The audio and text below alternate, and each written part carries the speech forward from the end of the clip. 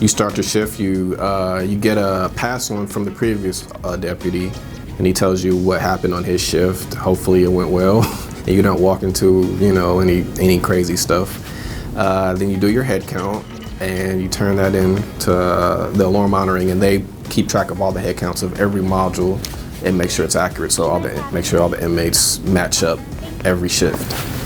And then you start your log, and you might have to pass out razors, you might have to do laundry, you might have to do meal service, which depending on the shift, there's breakfast, lunch, and dinner, obviously. And there's medication rounds when the nurse comes in the module, and you pretty much stand guard next to her while she passes out meds to the inmates. Then they come out for recreation for a couple hours, and you're pretty much just monitoring their activity, you know, just making sure nothing crazy going on while they're out. Typically, obviously you're on a schedule and everything, you're going by, you do this at this time, this at this time. You know, they have set hours when they come out, set hours for when you do meal service and med rounds and everything, but every day could be different. You don't know.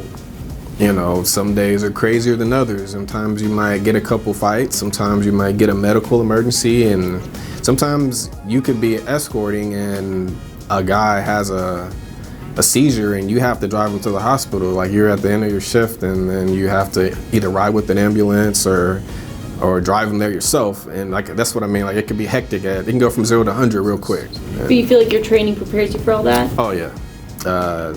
Even before the things you learn in the academy, and then there's jail floor training. You're shadowing under a training deputy, and I mean, in the beginning, they pretty much tell you what to do for the first couple weeks, and then they make you go on your own while they stand and shadow you and make sure you're good to go on your own. That's typically how the training works. So before you go on your own, the trainer makes sure that you're ready for that, and that applies to. Same if you go on the road, there's training, you know, you're shadowing a trainer as well. So in any capacity, you're not gonna just be thrown in the fire. You're gonna make sure that you're ready.